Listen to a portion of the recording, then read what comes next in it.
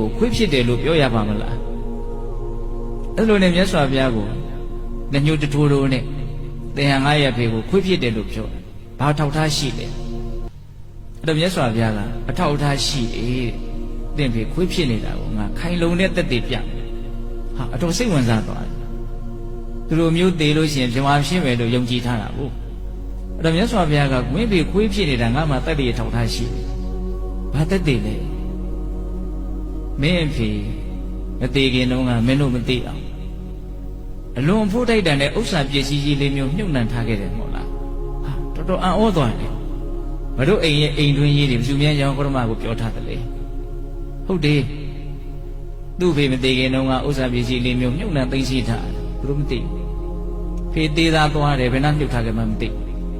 မင်းအဲ့ဒီပစ္စည်းတွေရချင်သလားတဲ့နီလန်ပေးပါဆိုတော့မြတ်စွာဘုရားက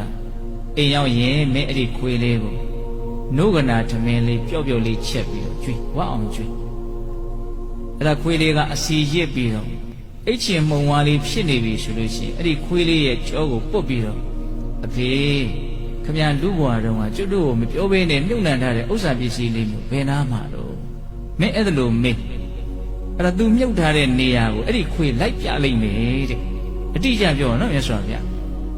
အဲ့ဒါနဲ့သူ့ဟာလူလင်ကဘလို့စဉ်းစားတော့ဆိုတော့ဟုတ်ရင်လည်းပဲ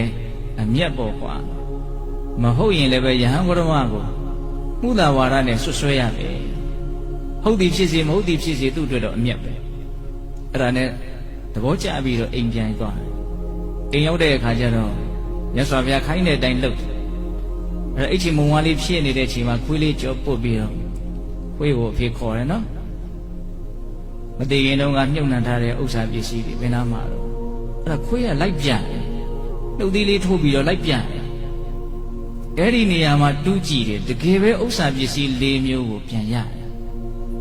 အဲ့ဒီအချိန်မှာသူ့ဘလူလင်ရဲ့စိတ်ထဲမှာမြတ်စွာဘုရားပေါ်မှာထားတဲ့သဘောထားဟာအကုန်လုံးပြောင်းပြန်လန်သွားတယ်။အိုးယဟန်ဂရမဟာ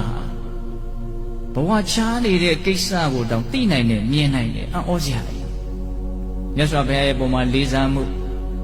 မြတ်စွာဘုရားရဲ့ပုံမှာအထင်ကြီးမှုဒါတွေဟာတရှိန်တို့မြင့်တက်လာတဲ့သူ့စိတ်ထဲမှာ